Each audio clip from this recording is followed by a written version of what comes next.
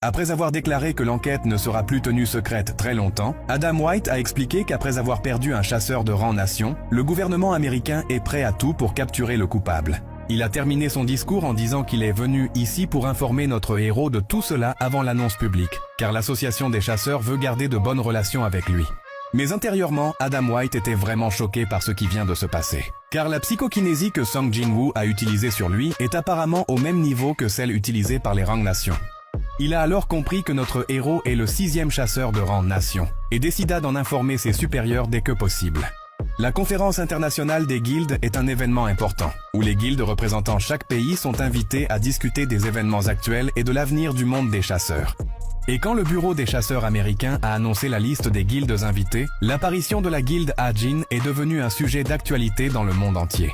Car bien que la guilde ne possède qu'un seul chasseur de haut rang, le bureau des chasseurs américains a reconnu que Song Jin-woo est capable de rivaliser avec un grand nombre de guildes à lui seul. Suite à cela, lors d'une conférence de presse à ce sujet car la guilde Ajin a pris leur place pour cet événement, Choi Jong-in a déclaré que les Américains ont pris la bonne décision. Et qu'au lieu d'être vexé par cette décision, il était même plutôt fier. Car maintenant, la Corée a un chasseur sur qui compter, si jamais un monstre que personne ne peut gérer apparaissait. Cependant, même s'il a dit tout cela, Choi Jong-in trouvait que les actes récents de Song Jin-woo étaient vraiment étranges. Car depuis son retour du Japon, celui-ci n'a apparemment pas fait de demande de raid, lui qui était pourtant si actif.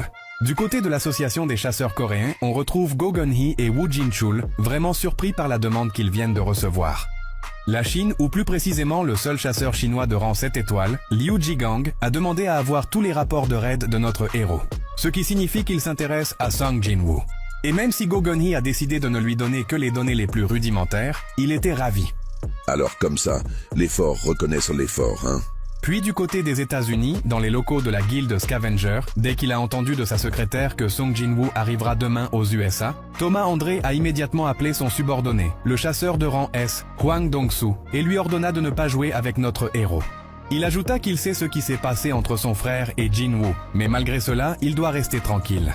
Bien que Hwang Dong-soo a voulu répondre, l'énorme coup de pression qu'il a ressenti quand Thomas André a juste bougé son bras pour le pointer du doigt, a suffi pour qu'il ferme bien sa gueule. Hwang Dong-soo n'a eu d'autre choix que d'accepter la suggestion de Thomas André qu'il prenne une petite pause pendant la période de la conférence. Cependant, Thomas André a quand même ordonné à sa secrétaire de garder un œil sur lui, car il savait qu'intérieurement, Hwang Dong-soo brûlait de rage.